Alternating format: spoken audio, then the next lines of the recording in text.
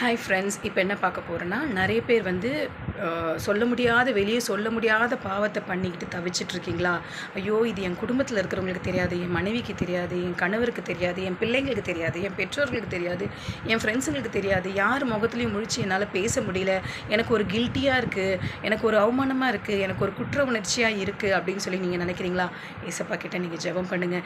ஏசப்பா, என்னை இந்த பாவத்துலேருந்து விடுதலை ஆக்குங்க. ஏசப்பா, என்னால் இந்த பாவத்துலேருந்து வெளியே வர முடியலன்னு கேளுங்க. ஏன்னா இதனால் நான் நிறைய தீய பழக்கத்துக்கெலாம் ஆளாயிட்டேன். ஏசப்பா, என்னால் யார் முகத்தையும் நேருக்கு நேராக பார்த்து பேச முடியல, எனக்கு நீங்கள் இதில் விடுதலை கொடுங்கன்னு நீங்கள் ஏசப்பா கிட்ட கேட்டிங்கன்னா, ஏசப்பா நீங்கள் எவ்வளோ பெரிய பாவமாக இருந்தாலும் சரி, வெளி உலகத்துக்கு தெரியாமல் இருந்தாலும் சரி, ஏசப்பா அந்த பாவத்துலேருந்து உங்களுக்கு விடுதலையாக்கி, அந்த குற்ற உணர்ச்சியிலேருந்து உங்களை விடுதலை பண்ணி உங்களை வந்து எல்லாரோட சமாதானமாக சந்தோஷமாக அந்த குற்ற உணர்ச்சியே இல்லாமல் உங்களை ஏசப்பா வழி நடத்துவார். ஓகே ஃப்ரெண்ட்ஸ், ஸோ நீங்கள் அந்த குற்ற உணர்ச்சியிலே இருந்து மீண்டும் மீண்டும் பாவம் பண்ணாமல் கெட்ட வழியில் போகாமல் இருக்கணும்னா நீங்கள் ஏசப்பா கிட்டே இன்றைக்கி கேளுங்க. ஏசப்பா, நான் இவ்வளோ பெரிய பாவத்தை பண்ணியிருக்கேன், ஆனால் எல்லாருமே என்னை நல்லவங்கன்னு நினைக்கிறாங்க, என்னை இந்த பாவத்துலேருந்து விடுதலை கொடுங்க ஏசப்பா, நான் இனிமேல் அந்த பாவத்துக்கு திருப்பி அந்த பாவத்தில் நான் போகாத மாதிரி எனக்கு உதவி செய்யுங்க ஏசப்பா நீங்கள் கேட்டிங்கன்னா, ஏசப்பா உங்களுக்கு கண்டிப்பாக உதவி செய்ய வல்லவராக இருக்கிறார்.